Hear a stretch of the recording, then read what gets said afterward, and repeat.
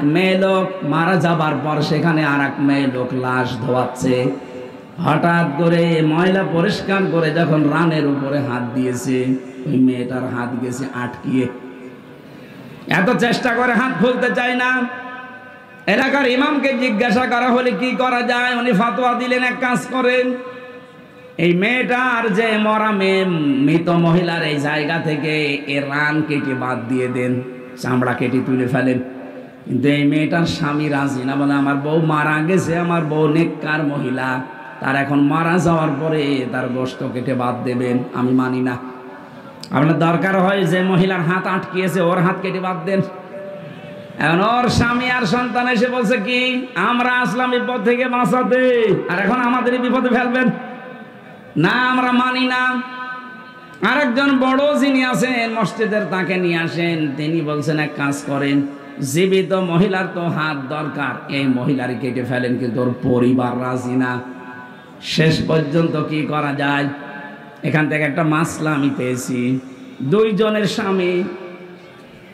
দুইজনের স্বামী কিন্তু ফতোয়া দিচ্ছে দুইজনের ব্যাপারে যে আমার স্ত্রী আল্লাহওয়ালা, আমরা আমার জীবিত স্ত্রীর হাত কাটতে দেব না।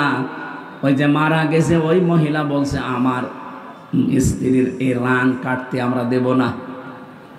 বড় ঝামেলায় পড়ে গেল ইমাম সাহেব, কি করি এখন? ওই দেশের প্রধান বিচারপতি, যিনি বিশ্বের নাম করা একজন আলেম, ইমাম মালিক রহমতুল্লাহ আলাইহি, মদিনায় তিনি থাকেন। 80 কিলোমিটার দূরে এই ঘটনা। ঘোড়ায় চড়ে তাকে নিয়ে আসা হচ্ছে, আপনি আসেন বিচারটা করেন, নয়তো আমাদের এলাকায় রক্তক্ষয়ী সংঘর্ষ হবে। আর এই মহিলা তো বিপদে আছে, হাত তুলতে পারে না। এত টানাটানি করি আমরা, লাশ উঠে চলে আসে। এখন এই মরা মহিলার সাথে জীবিত মহিলাকেও তো কবর দেওয়া লাগবে। ইমাম মালিক আসলেন, পর্দা দিয়ে ঢেকে দিয়ে মহিলাকে জিজ্ঞাসা করলেন, কি হয়েছে বলো দেখি। মেয়েটা বলছে, কিচ্ছু হয়নি, আমি কিচ্ছু জানি না, শুধু কান্দে কান্দে। ইমাম মালিক বলেন, কান্দা বন্ধ করো, সত্যি করে বলো আমার কান্দে কিন্তু কোরআন আর হাদিসের রাডার আছে, তুমি যদি সত্যি নাও বলো আমি ধরে ফেলবো। মেয়েটা ভয়ে ভয়ে তখন বলছে, হ্যাঁ আমি একটা কাজ করেছি, একে যখন ধোয়াচ্ছিলাম হঠাৎ করে ধোয়ানোর শেষ পর্যায়ে এর রানের উপরে হাত দেওয়া অবস্থায় একটা মন্তব্য আমি এর উপরে নিক্ষেপ করেছিলাম। মনে মনে বলেছিলাম যে তোমার চেহারা তো সুন্দরী আছে, কিন্তু তোমার ভিতরের অবস্থা খারাপ, তোমার চরিত্র খুব খারাপ। এই যে দোষটা আমি তার উপরে দিয়েছি, এটা আন্দাজে না, এটা আমি একবার দেখে তারপরে দোষ দিয়েছি। আমি কিছুদিন আগে এই মহিলার জীবিত থাকা অবস্থায় দেখেছি তার সাথে বাড়িতে একটা পুরুষ মানুষ ঢুকছিল। তো পুরুষ মানুষটা যে কে ওই সময় ওই দিন ওই তারিখের উল্লেখ করে, কিন্তু আমি ওই সময় বুঝি না যে কে। আমি একটা আন্দাজে ধারণা, তার উপরে ধারণা নিক্ষেপ করেছি, তোমার চরিত্র ভালো না। এ কথাটা বলার পরে তার স্বামীর পক্ষ থেকে জিজ্ঞাসা করছে, অমুক তারিখে অমুক দিনে কে কে বাড়িতে এসেছিল। জানা গেল ওই মেয়েটার সাথে ওই তারিখে ওই সময় যেটা এসেছিল ওই মেয়েটার নিজের আপন ভাইয়ের ছেলে। ভাইয়ের ছেলে এই মেয়েটার কি হয়? ফুফু। কি হয় বলেন বলেন? কিচ্ছু লাগবে না, ফুফু হয়। আমরা জানি কোরআন হাদিস পড়ে একজন মহিলার সাথে 14 জন পুরুষ মানুষ দেখা করতে পারে। কয়জন বলেন বলেন? তার ভেতরে আপন ভাইয়ের ছেলে একজন, কারণ এর সাথে এই মহিলার বিয়ে করা, বলেন না কেন? যার সাথে বিয়ে করা হারাম সে তো মাহারাম। তার সাথে ওই মেয়েকে আমি ঢুকতে দেখেছি, আমি তো বুঝি নাই, আমি মনে করছি কোন পুরুষ মানুষ নিয়ে ঢুকতেছে। এই যে একটা নেককার মহিলা সতী সাধবী মেয়ে লোকের ওপরে একটা তকমা লাগিয়ে দিলাম, একটা দোষ তার উপরে নিক্ষেপ করলাম। আমার মনে হয় আল্লাহ পাক আমার কারণে এই গুনার শাস্তি আমাকে দুনিয়ায় দেখিয়ে দিয়েছে। কারণ কোনো মানুষ যদি কোনো মানুষের ওপরে আন্দাজে অপবাদ দেয়, সে যেন নিজেই ওই পাপের বোঝা বহন করে নিয়ে বেড়ায়। এখন পাপের বোঝা কি? এইটাই, আমার হাত আটকিয়েছে, আল্লাহ আর খুলতে দেয় না। ইমাম মালিক ডাক দিয়ে বলে, প্রমাণ যেহেতু হয়েছে, তুমি আন্দাজে একটা ধারণা নিক্ষেপ করলে, দোষ চাপিয়ে দিলে নিরপরাধ মানুষের ওপরে, এর শাস্তি জানো। মান সালিমাল মুসলিমুনা মিন লিসানিহি ওয়া ইয়াদিহি। খেয়াল করেন, নবীজি বলেন ওইটাই তো আসল মুসলমান, যার হাতের দ্বারা মুখের দ্বারা অন্য মুসলমান শান্তিতে থাকে, নিরাপদে থাকে। তুমি হাত দেওয়ার সঙ্গে সঙ্গে হাত আটকিয়েছে এমনি না, কারণ মুখ দিয়ে এই কথা তুমি নিক্ষেপ করেছো অন্তরের দ্বারা যে মহিলার চরিত্র ভালো না। বিনা কারণে বিনা অপরাধে একটা নিরপরাধ মেয়েল করে পড়ে এই 10টা চাপিয়ে দেওয়ার কারণে মহান আল্লাহ তোমাকে আটকিয়ে দিয়েছে। তোমার যেহেতু কোনো সাক্ষী নেই, কোরআনে কারীম জানিয়েছে সতী সাধবী কোনো মানুষের উপরে, মেয়ে লোকের উপরে কেউ যদি জেনার তহমত দেয়, ব্যভিচারের তহমত দেয়, তার চরিত্রের উপরে কলঙ্ক দেয়, কমপক্ষে তার 4 জন পুরুষ মানুষের সাক্ষী হাজির করা লাগবে। কয়জন? আরো জোরে বলেন। সূরা নূরের ভেতরে আছে আল্লাহ রাব্বুল আলামিন বলেন ওয়াল্লাযীনা ইয়ারমুনা আযওয়াজাহুম ওয়ালাম ইয়াকুম والذين يرمون المحصنات ثم لم يأتوا بأربعة شهداء فاجلدوهم 80 جلدة ولا تقبلوا لهم شهادة أبدا وأولئك هم الفاسقون। কোন মানুষ যদি এই পৃথিবীতে কোন সতী সাধবী নেককার মহিলার উপরে জেনার তহমত লাগায়, আর যদি 4 জন সাক্ষী হাজির করতেও না পারে, তাহলে তার 2টা শাস্তি। 1 নম্বরে তাকে 80টা বেত মারা লাগবে, 2 নম্বরে জীবনে কোনোদিন তার সাক্ষী আর আদালতে গ্রহণ করা হবে না। আমার তো মনে হচ্ছে আয়াতটা পড়ার পর বাংলাদেশে 53 বছর আগে যদি সংসদে আয়াতটা কার্যকর থাকতো, আল্লাহর কসম এদেশে বিনা কারণে মিথ্যা মামলায় কোনো মানুষ জেলে থাকতো না। আমার মনে হয় যারা এখন দায়িত্বে আছেন, সামনে শুনলাম সংবিধান সংশোধন হবে, এখানে যেন এই পয়েন্টটা যোগ করা হয়, যারা মিথ্যা মামলা দেবে, মিথ্যা সাক্ষী দেবে, এটা যদি আদালত কর্তৃক প্রমাণ করতে না পারে, 2 বছর 5 বছর 10 বছর জেল হয়েও যদি বেকসুর খালাস পেয়ে যায় আমার মতো, আমার তো কোনো দোষ পাইনি, আমি নির্দোষ, আদালত কর্তৃক প্রমাণিত। সুতরাং বিনা দোষে বিনা কারণে নির্দোষ মানুষটাকে যারা 3 বছর জেলে রেখেছে, প্রমাণ তো করতে পারলেন না। আমার মামলার আয়ুর সাথে থেকে শুরু করে একেবারে টপ টু বটম যারা জড়িত, তাদেরও সামনে যেন এই আইনটা সংসদে পাশ হয়। যারা প্রমাণ করতে পারবে না, যারাই জড়িত, তাদেরকেও অতদিন জেল খাটানো লাগবে। তাহলে দেখেন মিথ্যা মামলা এমনি বন্ধ হয়ে যাবে। আর 2 নম্বরের বড় গুরুত্বপূর্ণ বিষয়, যারা বিনা কারণে নির্দোষ মানুষের উপরে আন্দাজে দোষ চাপিয়ে দেয়, তাদের প্রথম শাস্তি 80টা বেত। 2 নম্বরে কোনোদিন তাদের সাক্ষী আর এই দেশে গ্রহণ করা হবে না। কত বড় শাস্তি আপনি লক্ষ্য করেছেন? 1,10,000-এর মতো মানুষ এই দেশে এখনো জেলে আছে। আমার মনে হয় 70,000 মানুষ কালকেই বের হয়ে যাবে যদি এই আজটা সংসদে কায়েম হয়। বহু নির্দোষ মানুষ জেল খাটতেছে, এমনি কিচ্ছু জানে না, মিথ্যা সাক্ষী দিয়ে তারা জেলখানায় রেখেছে। এই মামলার আয়ু থেকে শুরু করে যারা এর সাথে জড়িত, যারা পুরাপুরি কমপ্লিট করতে পারবে না, তাদেরও ওই শাস্তির আওতায় আনা লাগবে। তখন এই ছোটখাটো রাগারাগি হলেও আর পুলিশ দিয়ে ধরাবে না, বলবে না যদি প্রমাণ করতে না পারি, ও ছাতা আমার কপালেও আছে। ইমাম মালিক বললেন প্রথম শাস্তি হবে তোমার 80টা বেত, আর জীবনেও তোমার সাক্ষী আর কোনোদিন মরণের আগে এই আদালতে গ্রহণ করা হবে না। জাল্লাদকে ডাক দাও, কারণ হাত তো ছোড়ানো লাগবে, হাত তো লেগে আছে, আঠার মতো লেগে আছে। জাল্লাদ এসে শুরু করেছে বিসমিল্লাহির রহমানির রহিম বলে, 1টা 2টা 79টা হয়ে গেছে। মেয়েটার পিঠ ফিনকি দিয়ে রক্ত বের হচ্ছে, তারপরও ছাড়ে না। আর একটা বাকি আছে যাব। ইমাম মালিক ডাক দিয়ে বললেন জাল্লাদ অবস্থা কি? পর্দার আড়াল থেকে জবাব দিচ্ছে, ইমাম সাহেব অবস্থা খারাপ, আর একটা বাকি আছে, কিন্তু হাত ওই অবস্থায় আছে। ইমাম মালিক বললেন না, কোরআন মিথ্যা হতে পারে না, কোন দিন কোরআনে কারিমে কোনো মিথ্যা কথা আল্লাহ দিতে পারেন না। ওয়া তাম্মাত কালিমাতু রাব্বিকা সিদকাও ওয়া আদলা লা মুবাদ্দিলা মুবাদ্দিলা লিকালিমাতিহি ওয়া হুয়াস সামিউল আলিম। আল্লাহ পাক বলেন আমার এই কোরআন পরিপূর্ণ করার সত্য দিয়ে কিয়ামত পর্যন্ত কোনো মিথ্যা এর ভেতরে প্রবেশ করতে পারবে না। লা ইয়াতিহিল বাতিলু মিন বাইনি ইয়াদাইহি ওয়ালা মিন খালফি তানজিলুম মিন হাকিমিন হামিদ। এর ভেতর থেকে, উপর থেকে, নিচ থেকে, ডান থেকে, বাম থেকে কোনো মিথ্যা যাওয়ার সম্ভাবনা বলেন। 2 নম্বরে এটা কিয়ামত পর্যন্ত পরিবর্তন হবে না, যা দিয়েছি ওইটাই। দুনিয়া পাল্টাবে কিন্তু কোরআনে কারিমের কোনো বিধান পাল্টানো সম্ভব। 3 নম্বরে এটা ইনসাফ দিয়ে পরিপূর্ণ, কারো অবিচার করে না। আজ বাংলাদেশে 49 বছর 53 বছর অবিচার চলছে, একটাই কারণ, এইটা প্রতিষ্ঠিত নেই আইন ব্যবস্থায়। এটা যদি বিচারালয়ে, প্রশাসনে, সংসদে সত্যি আমরা নিয়ে যেতে পারি, নবীজির গ্যারান্টি হচ্ছে অমান হাকামা বিহি আদালা, এটা বিচার ব্যবস্থায় নিয়ে যান, ন্যায় বিচার কায়েম করে দেবে। এর উপর আমাদের বিশ্বাস এখনো পরিপূর্ণ আসে না। এই জন্য একে বাদ দিয়ে আমরা তৈরি করা আইন বিশ্বাস করে ওখানে নিয়ে যাই।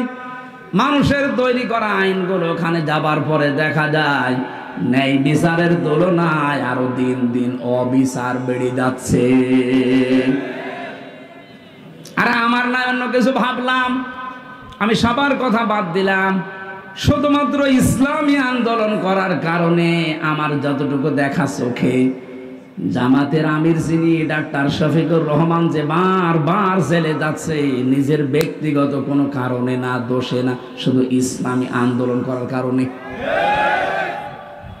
ন্যায় বিচার থাকলে ওনারে এই বছরের পরে বছর জেল না, 1 সেকেন্ড ওনারে জেলে রাখার কোনো সম্ভাবনা নেই, কোনো অধিকারও থাকবে না। অনেকেই যারা উল্টাপাল্টা দোষ দেওয়ার মন মানসিকতা করেন, আরে ভাই উনি এসেছে ওই রকম লাইন থেকে, উনি মুক্তিযোদ্ধা পরিবারের সন্তান, উনি বাম রাজনীতি করতে করতে এসেছে, ওনারে যে আপনি উল্টাপাল্টা দোষ লাগিয়ে দেবেন যে আপনি আলবদর আসামস, আপনি রাজাকার, আপনারা নিজেরা তখন ধরা খাবেন, কারণ ছাত্রলীগ থেকে উঠে এসেছে।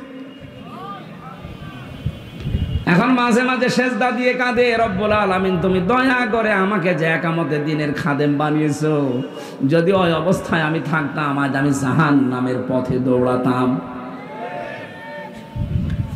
এইরকম কিছু মানুষ আল্লাহ বাংলাদেশে যেন তৈরি করে দেয়, যারা আজ না বুঝে একামতের দিনের বিরোধিতা করেন। আপনিও যদি ডাক্তার শফিকুর রহমানের মতো বুঝতে পারেন, দেখবেন আপনিও খাদেম হয়ে যাবেন। উনি যদি বাম থেকে এসে খাদেম হতে পারে, আপনি তো ডান পথে আছেন, একটু আসেন না কেন? আপনাকে ভর্তি হতে বলছি না, শুধু সিলেবাসটা একটু দেখেন। আমি এক ওসিকে পড়াতাম কুষ্টিয়ায়, এত বামপন্থী মানুষ, আল্লাহ রসুল বিশ্বাস করে না, কিন্তু কোরআনে কারিম শুনতো খুব সুন্দর করে। যখন তেলাওয়াত করতাম ওই সময়, এমনিতে আমার গলা ওই সময় আরো ভালো ছিল, সুর দিয়ে পড়ার সময় দেখতাম তা ধরে আছে, বলতো হুজুর বিভিন্ন কাজ কারবার করি, মজা পাই না, কোরআনের ভেতর একটা মজা আছে, আপনি পড়েন, শুধু পড়েন তাই বলতো না। পড়তে পড়তে যখন ভালো লাগতো তখন আমাকে বলছে আপনি কিভাবে পড়েন, আমারে ওইভাবে পড়ানো শিখান, আমি যেন আপনার মতো পড়লেই বুঝি যে কি বলতে চাই। আমি যেমন ইংরেজি পড়লেই বুঝি যে আমি কি, আরবি পড়লেও যেন আমি বুঝতে পারি অন্তত কোরআনটা যে কি পড়ছি। এভাবে পড়তে হলে তো শাব্দিক অর্থ মুখস্থ করা লাগবে, আপনাকে কয়েকশো আরবি গ্রামার আপনাকে আয়ত্ত করা লাগবে। বলছে আমি পড়া আরম্ভ করেছিল, চিন্তা করলাম এই ফাঁকে ওনারে আমি ইসলামের দিকে নিয়ে আসতে পারি কিনা দেখি। একটা ছোট্ট বই দিয়েছিলাম, উপরের আর পেছনের পৃষ্ঠা খুলে দিয়ে, কারণ আমি জানি যে এই পৃষ্ঠা ওনারে দিলে জীবনও পড়বে না। 20 শতাব্দীর একজন অন্যতম মুজাদ্দিদ সাইয়্যিদ আবুল আলা মওদুদী আল উস্তাজ, ওনার লেখা কালিমার হাকিকাত, এ বই নেই একটা, দেখলাম এ বই দিলে পড়বে না, উপরের পৃষ্ঠা ছিঁড়ে ফেললাম, ওখানে নাম লিখে দিলাম অন্য জনের, পেছনের পৃষ্ঠা ছিঁড়ে দিলাম যে কোন জায়গা থেকে ছাপা হয়েছে ওর লেখা আছে, দরকার নেই। ওপরেরটা পেছনেরটা ছিঁড়ে বাকি পৃষ্ঠা যেখানে 1 দিয়ে শুরু করা ওইগুলো দিলাম। চিন্তা করলাম লেখক কার নামে দিয়ে একজন মহিলার নাম লিখে দিলাম। অনেক পড়ার পরে বোঝে নাই প্রথমে, বললাম স্যার কি করেছেন? বলছে পড়েছি, ভালোই তো লাগছে, এই লেখক তো অনেক উচ্চ মানের লেখক। উনি নিজেও শিক্ষিত মানুষ, লন্ডন থেকে পড়াশোনা করা মানুষ। ওই সময় বাংলাদেশে যত ওসি ছিল সব চাইতে বড় শিক্ষিত ওইটা। উনি অ্যাডভোকেট, এদিকে লন্ডন থেকে অনার্স মাস্টার্স করে এসেছে, এইরকম মানুষ। চিন্তা করলাম যে এরকম কয়েকটা দেওয়ার পরে আমার বলছে হুজুরের লেখক শুধু মেয়ে লোকের নাম উপরে কলম দিয়ে লেখা, আসলে আসল পৃষ্ঠা কই? যা আছে কেমন লাগে? ভালোই তো লাগছে। আমি তো বহু বই পড়েছি জীবনে, কিন্তু এর লেখার মান অনেক উপরে, উচ্চাঙ্গের লেখক। এ লেখকের নাম কি? লেখকের নাম বললে আপনি এনার লিখিত বই আরো পড়বেন তো? হ্যাঁ পড়বো। যেই নাম বলেছি সে বই আর দেবেন না, বই দেবেন না মানে ঠিক আছে, আপনাকে ওনার লেখা আর দেব না। আরো লিখিত বই আছে আমার ভার্সিটিতে, আমি এনে দেই, তখন আমি ফার্স্ট ইয়ারে সে নিয়ে আসে। একামতে দিন এই বইটা আমি নিজে 14 বার পড়েছি। মরহুম অধ্যাপক গোলাম আজমের লেখা রহমতুল্লাহ আলাইহি। চিন্তা করলাম এটা দিলেও পড়বে না, কারণ এর নামের আগে দেখলেই ছিঁড়ে ফেলে দেবে। প্রথম পৃষ্ঠা, দ্বিতীয় পৃষ্ঠা, তৃতীয় পৃষ্ঠা ছিঁড়ে ফেললাম, ওখানে আমার নাম লিখে দিলাম যে দেখি পড়ে কিনা। আমার তো ওই যোগ্যতা হয়নি, ফার্স্ট ইয়ারে পড়ে ওই বই লেখা কিয়ামতের আগেও সম্ভব না। কি করি, এ তো পড়তে যাবে না। এই দিনের এখানে 19টা অর্থ দেওয়া আছে। উপমহাদেশে যে সমস্ত আলেমগুলো দিনের একামতে দিনের কাজ করে তাদের কেন মানুষ শত্রুতা করে, আর যারা খেদমতে দিনের কাজ করে তাদের কোনো শত্রুতা করে না কেন, এর বিস্তারিত লেখা আছে ওর ভেতরে। পুরাটা বললাম পড়ে আমারে শোনাবেন আগামী সপ্তাহে, প্রতি সপ্তাহে একবার যেতাম পড়াতে। পুরাটা উনিও শেষ করে আমারে বলছে হুজুর এই লেখকে তো ভালো, এই লেখককে? আমি না, আপনি এটা লিখতে পারেন না, কারণ এই লেখক অনেক উচ্চাঙ্গের, এনার ভাষা রচনা শৈলী খুব সুন্দর। দিনের অর্থ এতদিন যা বুঝতাম এখন দেখছি না, আসলে তো ওইটা দিন না। ওখান থেকে একটা সাবজেক্ট বানিয়েছিলাম আমি। এই যে প্রচলিত যে ধারণায় তাওবা, জিকির, এরকম প্রায় 43টা বিষয় নিয়ে ভেজাল আছে আমাদের বাংলাদেশ, ভারত আর পাকিস্তানে। ওই সময় একটা আলোচনা দিয়েছিলাম যে স্যার এই আলোচনাটা আপনি দেখবেন। পড়াটা দেখার পরে আমার বলছে এতদিন আমি কি মনে করতাম আর এখন আমি কি দেখছি। পরবর্তীতে দেখলাম ট্রান্সফার হয়ে গেছে, এখন আর পরিচয় নেই, যোগাযোগও নেই। ওই সময় যা শুরু করেছিলাম আমার তো মনে হচ্ছিল ওরে যদি আমি একটা বছর এভাবে টিপস দিতে পারতাম, আমার আল্লাহ ওকে ডাক্তার শফিকুর রহমানের মতো ঘুরিয়ে দিত। আপনি এই জন্য আসবেন, আপনাকে আমি ভর্তি হতে বলছি না, সিলেবাসের কাছে আসেন। কথা বলতে গেলে কিছু মানুষের মনের ভেতরে খটকা লাগে, না জানে আবার বিরুদ্ধে চলে যায় কিনা। আরে ভাই, আমি কোরআন দিয়ে কথা বলি, কোরআনের কথা শুনলে ভয়ে থাকবে, আতঙ্কে থাকবে তো তারা যারা মুনাফিক। আপনি কি মুনাফিক? ওই জামানায় এই সিস্টেম ছিল, যখনই কোনো আয়াত নাজিল হতো মুনাফিক যারা নামধারী মুসলমান ওপরে ওপরে ঘোষণা দিত কালেমার, ভেতরে ভেতরে তারা ছিল কপটতাকারী, তারা ছিল সংকীর্ণ মনে, কালো রোগ বিশিষ্ট অন্তর নিয়ে তারা বাস করত। নবীকে দেখাতো আসি, পেছনে যে আবু জেহেলের সাথে লাইন করত। এইরকম মানুষ যারা, তারা নাই ভয় পেতে পারে, তারা আতঙ্কে ছিল। 1500 বছর পরে এখনো বাংলাদেশে মুনাফিক আছে যে আপনার আতঙ্ক লাগে, না জানি আবার আমার বিরুদ্ধে চলে যায় কিনা। কয় আমরা যারা বসে আছি, কয় আমাদের তো কোনো টেনশন নেই। আল্লাহকে শুধু আমাদের না আপনারও জন্য আল্লাহ বলেন। সুতরাং আমি যা বলছি যদি মিলাতে পারেন যে না এটা বানানো কথা, তাহলে আমি বলবো না। কিন্তু যদি আপনি দেখেন যে না এটা তো কোরআনের সাথে মিলছে, কোরআন সংশোধন করবেন না নিজে সংশোধন হবেন। আশা করছি আপনি মনে প্রাণে এটা বিশ্বাস করেছেন। আমরা এবার কোরআনের একটা পয়েন্ট দিয়ে তেলাওয়াতকৃত আয়াতে যাব। কথা বলাই সেখানে শুরু করে দেখে একটা প্রথম কথা আমার সামনে আসে, নেতা। এই শব্দটা আসলেই অনেকেই মনে করছে এই দুনিয়ার বিষয় আবার তাফসির মাহফিলে তুলে নিয়ে আসা কি দরকার। আরে ভাই, এটা দুনিয়ার বিষয় না, এটা আখিরাতের বিষয়। সূরা শুআরা 19 নম্বর পারার 12 নম্বর পৃষ্ঠার 5 নম্বর লাইনের 151-52 নম্বর আয়াত। একটু মিলান দেখেন, মিলবে। ওয়ালা তুতিউ আমরাল মুসরিফিন আল্লাযীনা ইয়াফসিদুনা ফিল আরদি ওয়ালা ইউসলিহুন।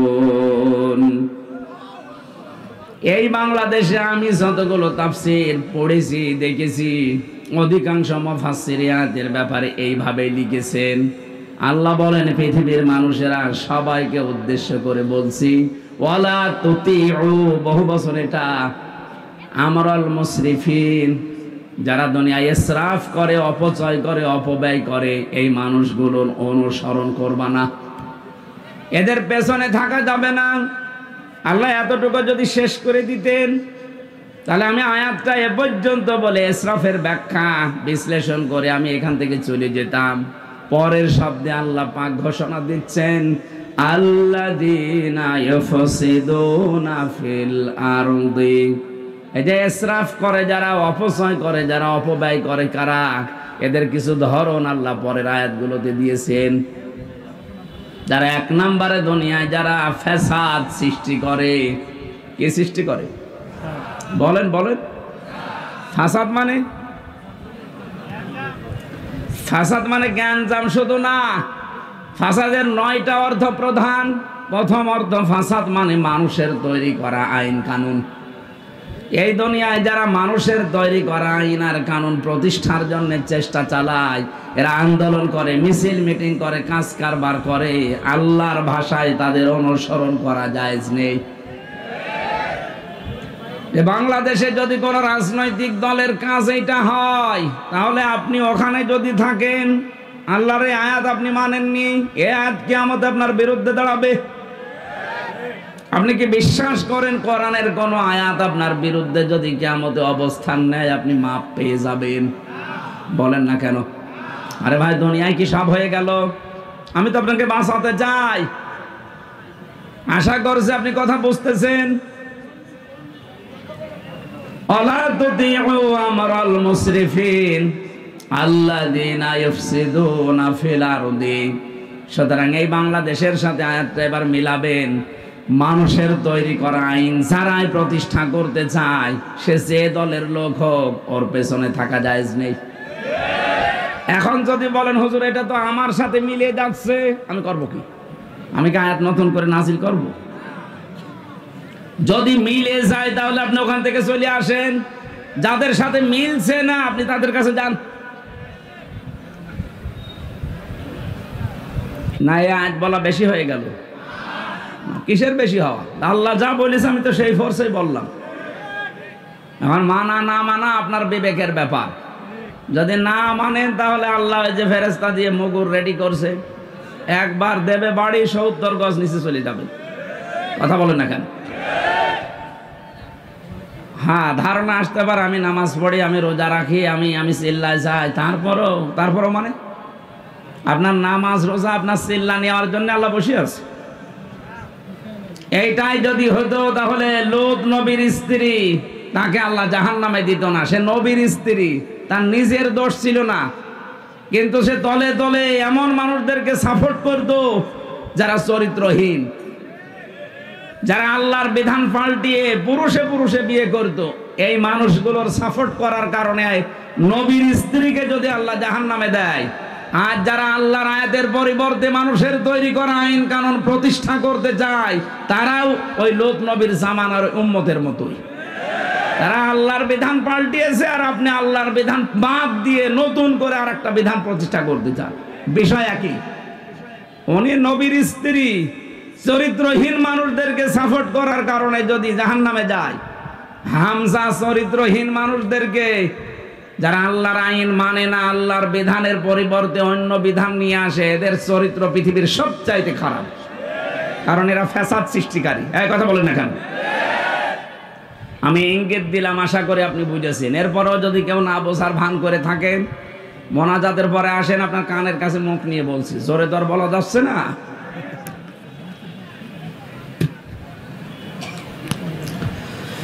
নাটোরবাসী, আমি কথা বলছি খুব অল্প সময়, খেয়াল করে মেলাবেন। আজকে থেকে এই ময়দানে এসেছি শুধু লোক দেখানোর জন্য। মানুষ আমার চেহারা দেখবে, আমি তার চেহারা দেখব না। আমি সিদ্ধান্ত নিয়ে যাব, দুনিয়ায় যারা মানুষের তৈরি করা আইন প্রতিষ্ঠা করে, আন্দোলন করে, আমি আজকে থেকে আর ওই রকম মানুষের পেছনে নেই। আরে এইটা বাংলাদেশের মানুষ মেনে নিলে তো ডক্টর ইউনূস 2 বছর থাকা লাগে না। কথা বলছে না কেন? এইটাই যদি আমরা মেনে নিতে পারতাম, হ্যাঁ ষড়যন্ত্র আছে, হচ্ছে, হবে। আফগানিস্তান যদি আল্লাহর বিধান কায়েম করে টিকে থাকতে পারে, এ বাংলাদেশে আল্লাহর বিধান কায়েম হয়ে গেলে আমরাও টিকে যাব। কারণ আল্লাহর রহমত তখন আকাশ ফুঁড়ে নাজিল হয়ে যাবে। কথা বলেন ঠিক কিনা? এটা আমি বানালাম। কোরআনে কারীম জানাচ্ছে, ওয়ালাউ আন্না আহলাল কুরা আমানু ওয়াত্তাকাউ লাফাতাহনা আলাইহিম বারাকাতিম মিনাস সামাই ওয়াল আরদ। সূরা আরাফের 96 নম্বর আয়াতের প্রথম অংশে আছে, আল্লাহ পাক বলেন, জনপদের লোকেরা যদি আমি আল্লাহর উপরে ঈমান আনে আর ওই দাবি অনুযায়ী যদি ভয় করে চলার নীতি অবলম্বন করে, আকাশ আর জমিনে যত বরকতের দরজা আছে আমি আল্লাহ সব খুলে দেব। লাফাতাহনা, লামে তাকিদ, সুপারলেটিভ ডিগ্রি। এটা আল্লাহ নিজে গ্যারান্টি দিচ্ছেন যে আমি খুলে দেব। 1 বিঘা জমিতে যদি 20 মণ ধান হয়, যে জনপদের লোকেরা আল্লাহর প্রতি সঠিকভাবে ঈমান আনার পরে তাকে মেনে চলার সিদ্ধান্ত নেবে, আল্লাহর আইনগুলো, আল্লাহ গ্যারান্টি দিলেন ওই এলাকার জন্য, জনপদের জন্য যত বরকতের দরজা জমিন আর আকাশে আছে সব খুলে দেব।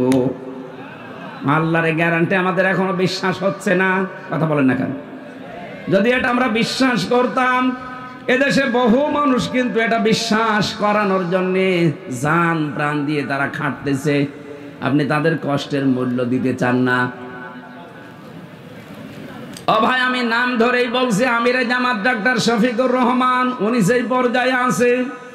ওনার যা টাকা পয়সার মালিক, আল্লাহ ওনারে বানিয়েছে, ওনার যে ব্যবসা প্রতিষ্ঠান আছে, উনি মানবতার জন্য যদি কাজ না করে, চিন্তা ভাবনা না করে, শুধু নিজে খাবো, নিজে পরে যতদিন আছে বেশি আরামে আয়েসে কাটাবো, কোনো ব্যাপার ছিল না। ওই রকম জীবন আর একটা পেলে উনি কাটাতে পারতো। এক কথা বলেন না কেন? এই ঝানঝাপি ক্ষুব্ধ রাস্তায় ওনার আসার দরকার কি? কেন আজকে সিলেটে, কালকে চট্টগ্রামে, এরপরের দিন নাটোরে, এরপরের দিন খুলনায় এত দৌড়ানো লাগবে? তার কি অভাব আছে আপনার মতো? তার যে বিশাল হাসপাতাল আছে, ওইটা দিয়ে যদি জায়েজ পন্থায় উনি করে খেতে চায়, মরণ পর্যন্ত হালাল রুজি খেতে পারবে, 1 টাকাও হারাম উপায় করা লাগবে না। কোন কারণে এই মানুষটা এই রাস্তায় আসতেছে? আপনার বিবেকে কি নাড়া দেয় না? উনি বুঝেছেন খায়রুন নাস মান ইয়ানফাউন নাস। হাদিস, নবীজি কিন্তু খায়রুন নাস বলার পরে মান ইয়ানফাউল মুসলিমুনা বলেননি, যে মানুষের ভেতরে ওইটা উত্তম যে পৃথিবীতে শুধু মুসলমানদের উপকার করছে এবং করবে না। ইয়ানফাউ যেটা মোজারে, বর্তমান, ভবিষ্যৎ, প্রেজেন্ট, ফিউচার। এরপরে আল্লাহর নবী মুসলিমুনা দেয়নি, দিয়েছে খায়রুন নাস মান ইয়ানফাউন নাস। পৃথিবীর যে শ্রেষ্ঠ মানুষ আল্লাহর দরবারে ওইটা যে বেশি বেশি নামাজ পড়ে না।